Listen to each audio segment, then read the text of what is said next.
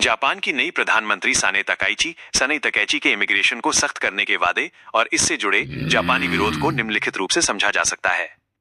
PM Sanae Takaichi और immigration को सख्त करने का वादा।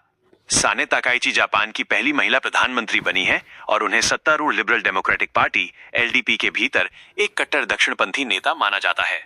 उन्होंने अपने राजनीतिक कैरियर में जापान फर्स्ट की हिमायत की है। सख्ती का वादा।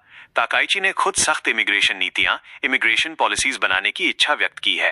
उनके सत्तारूढ़ गठबंधन में शामिल जापान इनोवेशन पार्टी ईशिन नोकई ने भी देश में विदेशियों की कुल संख्या पर प्रतिबंध लगाने जैसी नीतियां लागू करने की मांग रखी है। दक्षिणपंथी रुख।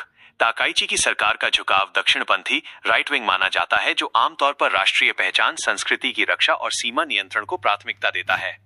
ये इमिग्रेशन पर सख्ती बरतने की उनकी नीति का मूल आधार है।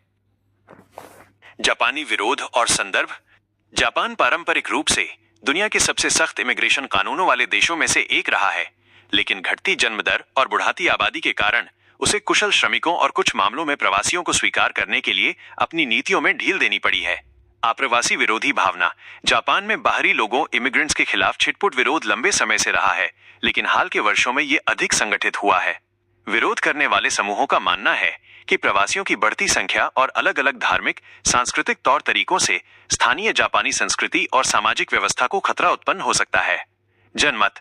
कुछ सर्वेक्षणों के अनुसार जापानी जनता का एक बड़ा हिस्सा, लगभग 72% तक विदेशी प्रवासियों की संख्या में वृद्धि नहीं चाहता है। इससे पता चलता है कि ताकाइची की सख्त इमिग्रेशन नीति को जनता के एक बड़े हिस्से का समर्थन मिल सकता है।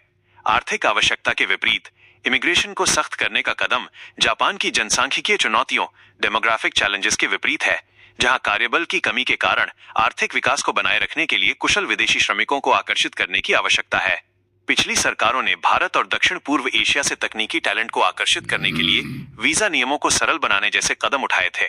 संक्षेप में, पीएम ताकाइची का वादा उनकी दक्षिणपंथी राजनीतिक विचारधारा और जनता के कुछ वर्गों की चिंता को दर्शाता है, जबकि ये कदम जापान की घटती आबादी और श्रमिकों की कमी से निपटने की आर्थिक आवश्यकता के सामने एक चुनौती भी पेश करता है।